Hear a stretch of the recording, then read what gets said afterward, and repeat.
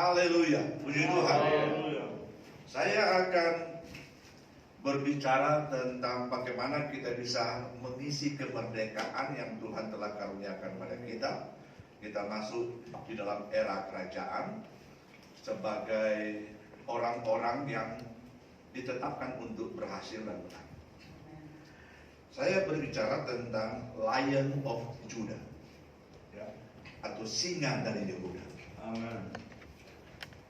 Singa dari Yehuda. Nah, kita tahu bahwa ada dua binatang yang ditetapkan atau diciptakan Tuhan untuk berkuasa atau mempunyai pengaruh dan potensi sebagai raja pada wilayahnya atau pada kerajaannya. Yang pertama itu adalah Raja Wali. Itu di kerajaan udara, di angkasa. Boleh dikata semua burung mengakui bahwa Raja Wali itu adalah rajanya, ya. Dan yang di hutan kita tahu singa itu sebagai binatang yang disebut raja hutan. Nah, kita mencoba untuk melihat bahwa kalau Tuhan menetapkan dan menciptakan sesuatu secara tepat, maka dia akan memiliki potensi yang sama di dalam apapun yang sebenarnya dia akan lakukan. Kalau dia sebagai raja, maka memang berarti dia mempunyai kemampuan untuk mengendalikan, ya, mengatur dan sebagainya. Nah, sekarang kita coba melihat tentang kita sebagai manusia, ya. Itu dikenal manusia itu diciptakan menurut gambar dan rupa Allah. Kita diciptakan menurut gambar dan rupa Allah. Dan kita diciptakan maksudnya supaya kita berkuasa atas segala ciptaan. Nah, itu ayat yang kita lihat di dalam Kejadian 1:26. Berfirmanlah Allah, baiklah kita menjadikan manusia menurut gambar dan rupa kita, supaya mereka berkuasa atas ikan-ikan di laut dan burung-burung di udara dan atas ternak dan atas seluruh bumi dan atas segala binatang melata yang merayap di bumi. Jadi kita diciptakan menurut gambar Allah, menurut rupa Allah, dalam kaitannya dengan supaya kita memiliki kemampuan dominion, berkuasa, ya. Dominion itu adalah suatu kata yang kalau dalam bahasa Inggris itu ada pada mereka-mereka yang berada di dalam yang disebut kingdom rulership, itu di dalam wilayah kerajaan. Jadi orang-orang yang memiliki keturunan kerajaan, dia memiliki wewenang-wewenang atau kuasa-kuasa tertentu di kerajaannya. Nah, Tuhan memberikan kepada manusia hal seperti itu, maka itu manusia pada waktu tercipta dia memang betul berkuasa di taman dan di dunia sekaligus pada waktu itu atas segala yang lain. Sayang sekali kemudian manusia itu telah jatuh dalam dosa sehingga tadinya dia berkuasa atas segalanya, akhirnya dia takluk kepada yang tadinya itu harus dia atur, dia harus kendalikan, ya. Akhirnya kita takluk kepada dunia, kepada kuasa-kuasa gelap, bahwa kita takluk kepada kehendak kedagingan, ya, kehendak yang salah, emosi dan sebagainya. Kita menjadi orang-orang yang sebenarnya ditetapkan untuk bisa mengendalikan semuanya, tapi kita kemudian harus mengalami masalah demi masalah dan kita sepertinya hidup dalam keadaan yang malam. Nah, ini adalah gambaran yang sangat menarik yang dikatakan oleh Alkitab. Tetapi puji Tuhan, kita sebagai orang percaya itu ditebus oleh Tuhan, kita diciptakan kembali, dilahirkan kembali, born again, untuk berada pada posisi ini dengan potensi dominion yang sama seharusnya. Tadi kesaksian dari Ibu Jeffrey itu dia sedang mencoba menggambarkan tentang bagaimana Tuhan kemudian mengatur kehidupannya oleh roh, sehingga dia tidak lagi diikat oleh berapa sebenarnya biaya yang saya harus cari, harus saya butuhkan untuk saya bisa melakukan perjalanan A, B, dan C.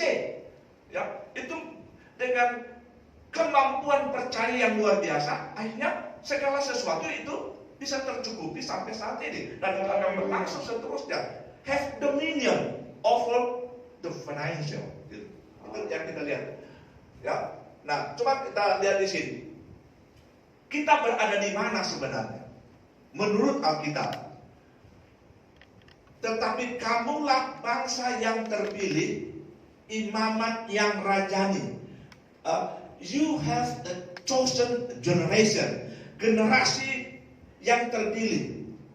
Generasi yang terpilih itu berbicara tentang gereja sebenarnya.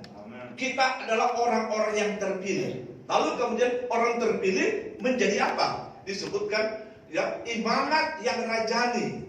Itu ditulis dalam bahasa Inggris royal priesthood. Itu imamat dalam pelayanan, lalu kemudian di dalam kita melakukan semua tugas dan tanggung jawab, kita memiliki kemampuan yang disebut dominion. Itu royal, itu adalah suatu kemampuan mengatur sebagai raja-raja di kerajaannya.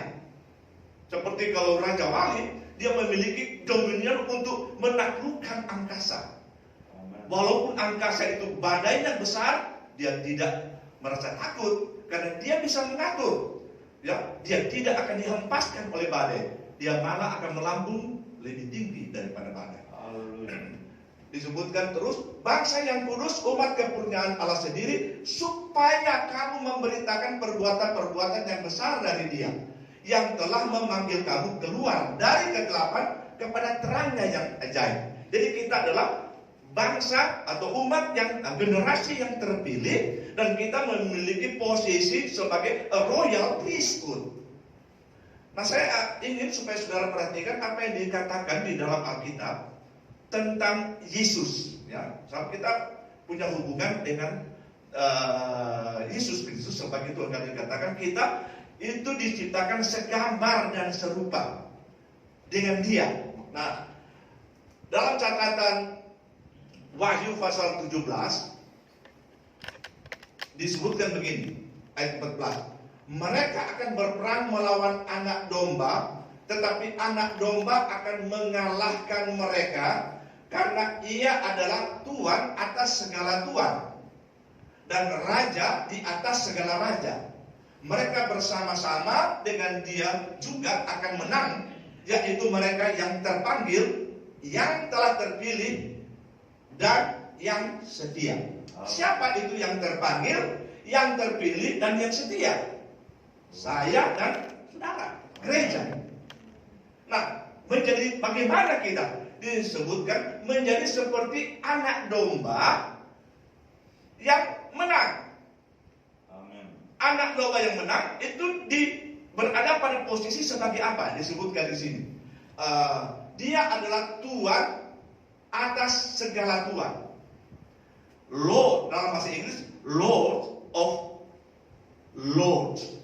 Nah, saya teringat pada waktu saya menjelaskan tentang gereja, ya, gereja itu terambil dari kata eklesia. Kata eklesia itu adalah kata yang kemudian sekarang menjadi asal kata dari lembaga legislatif, ya, lembaga legislatif itu, ya, lembaga yang kemudian ditetapkan untuk bersama-sama dengan pemerintah, ya, yang sah, ya, untuk dapat mengatur bangsanya, memajukan bangsanya. Nah, lembaga legislatif itu eklesia, itu asal kata eklesia. Yesus mengambil itu karena ingin memposisikan kita ini bukan orang biasa setelah kita diciptakan baru atau dilahirkan kembali. Kita dibawa kepada satu posisi sebagai eklesia. Eklesia ini apa? Saya juga pernah singgung tentang salah satu lembaga yang dianggap bisa menjadi sama seperti yang dimaksudkan oleh Tuhan Yesus, itu pada lembaga majelis tinggi yang ada di Inggris Raya itu disebut House of Lords, ya, House of Lords. Itu majelis tinggi yang ada di Inggris Raya, House of Lords. Ya, kalau di Amerika Senate. Tetapi House of Lords itu adalah orang-orang yang masuk pada anggota dewan House of Lords itu orang-orang yang terpilih dan dipilih langsung oleh ratu atau oleh raja Inggris. Jadi bukan dipilih oleh rakyatnya, beda dengan Senat atau dengan dewan yang ada di Indonesia, ya MPR. Itu kalau di sana itu dipilih langsung oleh ratu. Kita dipilih langsung oleh Tuhan. Maka itu disebut lembaga ini House of Lords. Jadi yang ada di sini itu digelar sebagai para lords. Para lords itu lord, ya, bukan Tuhan tetapi tuan yang memiliki potensi istimewa sehingga mereka bisa dipilih. Saya ingin supaya kita belajar untuk menangkap kebenaran ilahi yang kadang-kala itu begitu luar biasa yang harus kita bangun untuk kemudian kita tahu di dalam kehidupan kita. Kita itu disebutkan menjadi Lord. Karena ini semua ini Lord itu disebut. Karena ini House of Lord.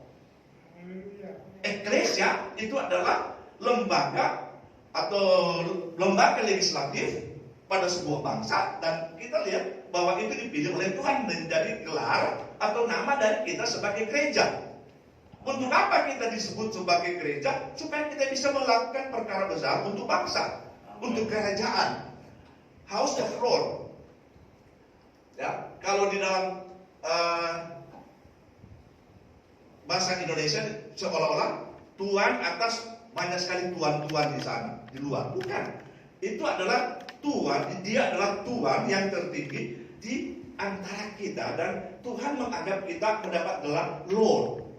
Karena itu kalau di Inggris itu kalau mereka sudah mendapat gelar Lord itu karena prestasinya, bukan untuk menyombongkan diri, karena prestasinya. Lalu kemudian dia sambung dengan raja di atas segala raja. Kalau dalam bahasa Indonesia seolah-olah dia raja atas raja-raja, atas Jokowi, atas raja Ratu Inggris. Bukan. Tapi maksudnya sama. Dia adalah raja atas kita yang juga anak-anak kerajaan. Amin. Ya, kita memiliki potensi raja karena disebutkan tadi dalam Alkitab sebagai anak domba yang menang, kita disebutkan ya akan menang bersama-sama dengan dia karena kita yang dipilih untuk berada pada posisi yang menang. Ya. Nah, sekarang kita coba masuk kepada yang menjadi tema utama, Lion of Judah. Ini muncul dari kitab Wahyu pasal 5 ayat 5. Lalu berkatalah seorang dari tua-tua itu kepadaku, jangan engkau menangis. Sesungguhnya singa dari suku Yehuda, yaitu tunas Daud, telah menang, sehingga ia dapat membuka gulungan kitab itu dan membuka ketujuh meterainya. Jadi ini kisah tentang pada waktu itu Yohanes melihat bahwa wah, ini buku ini termeterai. Dia ingin supaya dia bisa mengerti dan mengetahui, dan dia ingin supaya semua orang lain itu bisa tahu apa yang menjadi rahasia di dalam. Dan seolah-olah tidak ada yang bisa membuka. Lalu kemudian ada yang datang dan bilang, jangan menangis. Ada yang bisa buka. Singa dari suku Yehuda. Yesus bisa melakukan perkara besar. Tiada yang mustahil bagi dia. Tapi Yesus pada satu ketika pernah berkata kepada murid-muridnya, tiada yang mustahil bagi orang yang percaya. Ibu Jeffrey telah menyaksikan tadi, tiada yang mustahil. Sebenarnya mustahil menurut perkiraan-perkiraan biasa. Tapi karena begitu percaya kepada Tuhan dan mengerti siapa sebenarnya kita, maka kita bisa melihat perkara-perkara besar bisa terjadi secara luar biasa dari waktu ke waktu. Singa dari suku Yehuda. Saya akan mencoba menjelaskan tentang singa. Singa. Kalau kita bicara singa, itu sebenarnya bukan binatang yang terbesar di hutan. Dia tentu jauh lebih kecil dari gajah. Gajah besar. Bukan juga binatang yang tertinggi. Binatang yang tinggi salah satu itu jerapah. Itu bukan juga binatang tercerdas. Ya, saya kira akhirnya ada penelitian berkata bahwa yang cerdas itu di hutan itu monyet, ya, bukan singa. Tapi dia jadi raja hutan. Saya kalau bilang, oh memang betul. Kenapa monyet jadi cerdas? Karena Darwin kemudian meneliti bahwa keturunan Darwin itu dulunya dari monyet, maka itu Darwin agak cerdas. Ya, bukan saudara tapi saudara. Jadi, begitu. Jadi ini adalah tentang keberadaan dan tapi dia menjadi raja. Kita memiliki banyak yang besar-besar, yang lebih hebat dari kita. Tapi kita memiliki hak dominion. Amin. Kita memiliki potensi untuk berkuasa pada kerajaan, pada wilayah yang Tuhan tentukan untuk kita. Kenapa kemudian singa itu bisa memiliki kemampuan yang sangat hebat dan dia bisa mengalahkan binatang-binatang yang besar seperti yang saya jelaskan tadi. Rupanya setelah diteliti itu karena attitude-nya, dia konsisten dengan sikap dan keyakinan. Bayangkan di sini benar keyakinan rupanya. Ya. Nah, dalam penjelasan attitude yang ada padanya itu hasil dari kepercayaan dan kemampuan. Jadi belief system. Jadi kalau saya mau bicara tentang itu belief system. Ya, itu sikap positif. Sikap positif itu terbangun dari apa? Kalau kepada singa itu sudah otomatis itu dari waktu dia kecil itu terbangun satu attitude, satu sikap bahwa dia ini adalah raja hutan. Dia tidak bisa dikalahkan oleh binatang-binatang yang lain. Nah, belief system itu dalam bahasa Inggris disebut belief system is the key to becoming great. Bagaimana kita membentuk itu belief system, ya? Seperti yang Yesus katakan, ada seorang perwira yang hambanya yang sakit, ya. Lalu kemudian itu orang tua, ada hambanya yang lagi sakit, lalu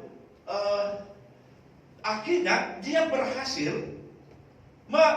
membuat atau dengan kepercayaannya dia berhasil membawa kuasa Kristus Yesus untuk kemudian yang sakit itu bisa sembuh. Ya. Nah, belief system itu kepercayaan atau iman. Bukan cuma dalam bentuk iman percaya biasa, tapi itu trust, percaya kepada Dia yang hebat, kepada Kristus Tuhan. Haleluya. Maka itu dalam bahasa Yunani disebut pistis. Itu bukan cuma iman biasa, tapi itu trust, percaya yang tidak mungkin bisa berubah. Ya. Itu sebenarnya kalau kita bicara belief system itu datang dari ide-ide yang masuk terus-menerus. Jadi kalau kita mendapat ide atau kita menerima informasi-informasi yang lemah, yang kurang baik dari waktu ke waktu, maka kita tidak bisa membangun belief system yang benar. Ya. Nah, disebutkan kalau kita sebagai orang percaya, belief system itu terbentuk seiring dengan ide atau firman Tuhan yang masuk dan kita terima. Sebanyak firman Tuhan yang kita terima dan Roh Kudus menghidupkannya, maka itu akan membangun belief system. Dan kepercayaan saudara itu tidak akan bisa diubahkan oleh berbagai kondisi apapun yang sedang kita hadapi. Maka itu mari kita banyak membaca firman Tuhan Alkitab, banyak mendengar firman Tuhan yang benar, lalu kemudian kita serap itu di dalam kehidupan kita. Nah, dalam yang saya sebutkan tadi dalam Markus pasal 9 ayat 23 sampai 26, itu ada kisah tentang roh jahat, ya, yang merasuk seorang hamba, seorang anak, yang kemudian pada waktu roh jahat itu betul-betul bekerja pada anak itu bisa terbanting, bisa berteriak, tapi dia tidak bisa berbicara sebenarnya. Nah, pada waktu dia bertemu dengan Yesus, ini orang tua atau yang datang untuk memberitahukan tentang kondisi daripada anak itu, hamba itu, ya ada keraguan sedikit sebenarnya dari orang ini. Dia sudah dengar tentang Yesus, itu luar biasa. Maka itu pada waktu dia sampaikan kepada Tuhan tentang betapa buruknya anak ini kalau kemudian itu roh jahat itu kemudian merasuk dan menguasai dirinya. Dia berkata begini, ya, jika engkau dapat. Jadi seolah-olah ada sesuatu yang salah dan keliru. Nah, ini Tuhan Yesus robah ini mindset. Jadi kalau berhadapan dengan kebenaran firman Tuhan dengan Yesus, maka itu jangan sampai ada satu keraguan setitik pun. Belief system itu harus benar-benar utuh dan baik dan konsisten, dan jangan ada keraguan. Ya. Yesus berkata begini, jika engkau dapat, disebutkan tidak ada yang mustahil bagi orang yang percaya. Tidak ada yang mustahil pada orang. Jadi kalau kita percaya bahwa kuasa Tuhan yang luar biasa itu ada pada kita, maka segala sesuatu itu bisa terjadi. Segera ayah anak itu berteriak, aku percaya, tolong aku. Jadi terbangunlah belief system yang ada padanya. Maka dia berkata, tolonglah aku yang tidak percaya ini. Ketika Yesus melihat orang banyak makin datang berkerumun, ia menegur roh jahat itu dengan keras, katanya, hai kau roh yang menyebabkan orang menjadi bisu dan tuli, aku memerintahkan engkau keluarlah daripada anak itu dan jangan masuk lagi. Jadi kita lihat tentang bagaimana keyakinan yang kuat itu Tuhan ingin supaya kita bisa mengusir segala sesuatu yang buruk yang mungkin bisa menguasai kehidupan kita. Dalam Amsal pasal 23 ayat 7 bagian A, sebab seperti orang yang membuat perhitungan dalam dirinya sendiri, demikianlah ia. Tapi dalam bahasa Indonesia itu agak mengambang atau kurang terlalu benar. Dalam King James Version itu bahasa Inggris, for as he thinketh in his heart, so is he. Apa yang dia pikirkan di dalam hatinya, ya, apa yang dia pikir di dalam hatinya, maka itulah dia. Maka itu dikatakan kalau kita percaya itu jadi. Kalau kita bilang tidak jadi, tidak jadi. Ya. Nah, dalam kita manusia itu ada yang disebut conscious mind. Conscious mind itu alam sadar, alam pikiran sadar. Ya, itu kalau kita lihat pada satu bagian lagi yang disebut unconscious mind, itu pikiran bawah sadar. Jadi pikiran sadar itu pada waktu kita mulai menerima informasi itu ada diolah oleh pikiran yang biasa. Tetapi kemudian ada unconscious mind. Kalau itu terus kita pikir dan kita akan memang bagus, itu akan masuk ke bagian alam bawah sadar. Nah, dalam sebuah penelitian ada orang berkata bahwa ini alam bawah sadar inilah yang banyak kali berkaitan dengan roh manusia, dengan hati. Ya, maka kita disebut taruhlah di dalam hati. Jangan cuma apa yang kita pikir. Nah, kalau dalam komputer itu seperti desktop itu yang seperti ini, tetapi ada yang disebut hard drive. Ya, tadi ini wartawan bilang saya baru beli external hard drive 2 tera 2000 GB. Wah, itu untuk simpan data. Nah, hati kita menyimpan banyak data dari informasi yang kita terima. Pada waktu kita dilahirkan kembali, diharapkan maka itu data-data yang negatif itu harus dibuang dan kita serap data yang baru dan kita simpan di sini, dan itu akan membangun satu belief system yang benar. Apa yang kita pikirkan di dalam hati, itulah kita. Kalau kita percaya ini akan jadi, pasti jadi. Amin. Kalau kita percaya kita menang, kita menang. Amin. Tapi kalau kita pikir kita kalah, ya kalahlah. Ya. Jadi puji Tuhan bahwa kita sebelum saya firman Tuhan itu Ibu Jeffrey apa Ibu Julie, ya. Nah, she can speak English very well. Ya. Ibu Yuli itu telah membawa kita kepada sebuah pengalaman dari ibu ini tentang bagaimana keyakinannya. Ya, keyakinannya sehingga jadi memang kecil-kecil, ya, bukan miliaran yang dia bicara, ya, tingkat aja. Tapi dalam kondisi dan posisinya itu mustahil, tapi dia percaya pasti maka jadi.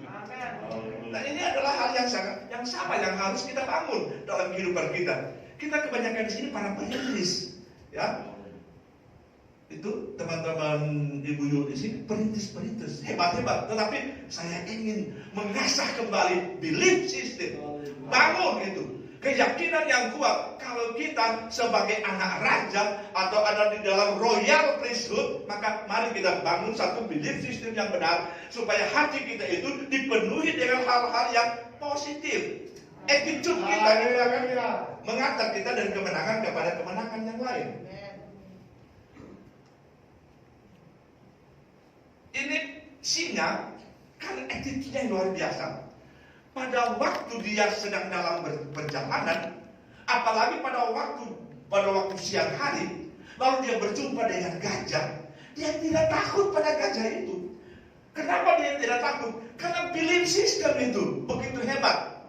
Memang mungkin dia bisa kalah, tetapi belief system, dia hanya melihat itu bukan gajah, tetapi dia melihat itu sebagai my lunch. Itu adalah makan siangku. Dia lihat itu. Jadi apalagi kalau cuma monyet, ya, itu gajah bakal dia makan siangku. Kepercayaan yang kuat ini membuat singa tidak takut bahkan pada gajah. Ya, itu saya sampaikan ini karena saya belajar lagi tentang binatang-binatang yang punya kelakuan. Dia tidak takut. Itu dia tidak mundur. Cuma kemudian dia juga melakukan satu sikap. Karena memang kondisinya bahwa mungkin dia bisa kalah. Oh, secara naluri ya, ini singa ini pada waktu dia berhadapan dengan gajah yang sangat besar, yang akan dilakukan itu adalah dia mengeluarkan auman, mengaum. Dia mengaum. Dan aumannya itu, kalau saya pelajari, itu rupanya sekaligus mengeluarkan frekuensi yang spesifik untuk mengundang semua kawan-kawan yang ada di sekitarnya dalam radius sekitar 1 mile. Ya, itu mereka langsung tahu tangkap. Mereka tangkap apa? Ada makanan besar itu. Jadi kalau ada singa mengaum, dia punya teman, mereka dengar, mereka langsung datang bukan karena ini temannya itu sedang terancam, tetapi mereka begitu suka ada makanan besar. Sampai di sana memang mereka langsung tahu itu ada gajah besar makan siangnya. Lalu apa yang terjadi di sana? Pada waktu itu mereka akan mengeroyok itu gajah, lalu kemudian mengalahkan, dan itu makanan besar. Saya tahu bahwa kita banyak kali berhadapan dengan masalah-masalah kita. Ada kecil dan ada bahkan besar. Sehingga mungkin kita tidak mampu untuk menanganinya. Maka sebagai hamba-hamba Tuhan, mari kita berdoa dan mengeluarkan auman-auman, sehingga kemudian bersama-sama dengan teman-teman kita akan melakukan karya bersama untuk menaklukkan masalah yang sebesar apapun, yang mungkin tidak bisa dikalahkan oleh kemampuan biasa, tetapi Tuhan akan bekerja.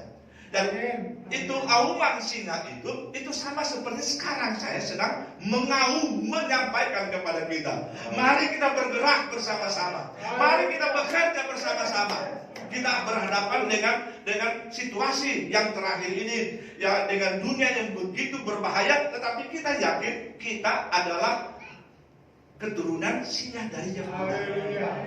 Ya. Coba kita lihat ini ayat ini dulu. Yehuda adalah seperti anak singa. Jadi ini suku khusus yang ditetapkan. Setelah menerkam engkau naik ke suatu tempat yang tinggi, hai anakku, ia menyarap dan berbaring seperti singa jantan atau singa betina. Siapakah yang berani membangunkannya? Itu adalah suatu nubuat sekaligus kepada kita yang ditetapkan sebagai umat pilihan, sebagai anak-anak kerajaan. Kita memiliki potensi sama seperti Yesus yang menang bagaikan singa dari Yehuda, dan kita adalah anak singa dari suku Yehuda, adalah orang-orang yang dipilih dan ditetapkan oleh Tuhan. Ya, kita lihat tentang contoh terakhir yang saya mau sampaikan kepada saudara tentang bagaimana Daud bisa kalahkan Goliat. Daud itu adalah keturunan Yehuda. Daud, dia mengalahkan Goliat.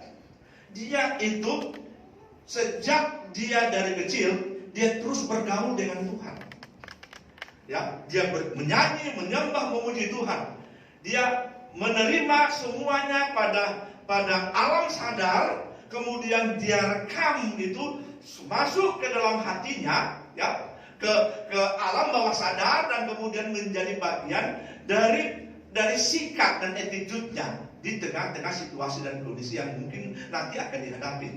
Pada satu ketika dia pergi atau disuruh oleh orang tuanya untuk bawa makan siang kepada kakak-kakaknya di medan pertempuran. Sampai di sana semua dalam keadaan ketakutan.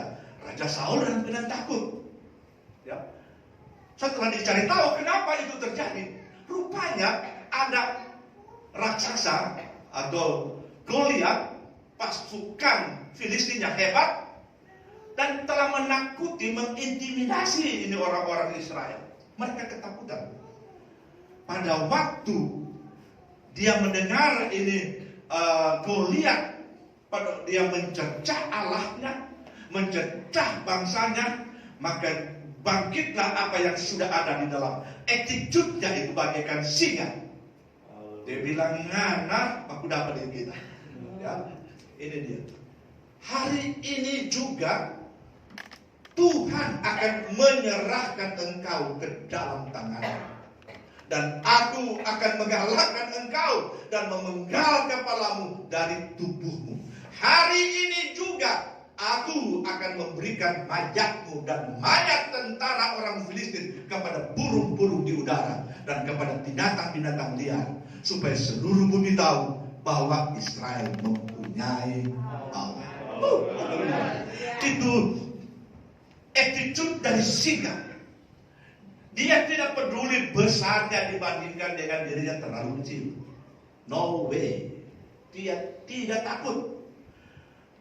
Saul telah mencoba memberikan penjelasan jangan, karena melihat ini Daud kecil, kakak-kakaknya apalagi. Apa karena di sini ganggu 4 orang. Nanti kalau nggak ada masalah, papa akan marah 4 orang. Begitu kan? Itu kalau itu orang Israel renang. Tetapi semakin dia ditekan, semakin dia dengar kata-kata buruk dari Goliat, semakin itu semangat singa. Haleluya. Ya, ini attitude. Pasti menang, bukan karena dia hebat, memang betul. Tapi dia punya attitude, dia bangkit, dan dia berkata di sini, hari ini aku akan penggal kepalamu dari pasukan orang Israel. Hari ini kamu akan dikalahkan. Anak dari suku Yehuda yang kecil itu menjadi singa, contoh yang baik, yang memang merupakan hal yang sama harus kita ambil manfaatnya. Kenapa? Karena belief system sudah terbentuk.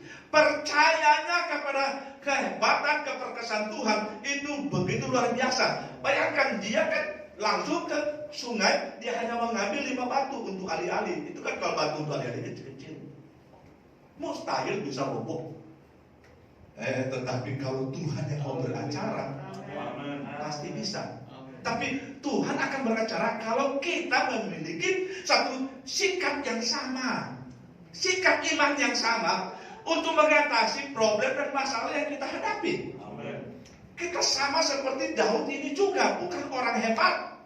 Tetapi kalau kita memiliki belief system, yakin, percaya, trust to the Lord, maka kita akan melihat keajaiban itu akan terjadi.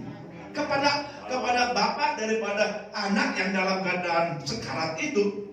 Ya, dia berkata, kalau engkau percaya, tiada yang mustahil. Mari kita kembali dari sini dan kita akan melihat keajaiban-keajaiban. Amin.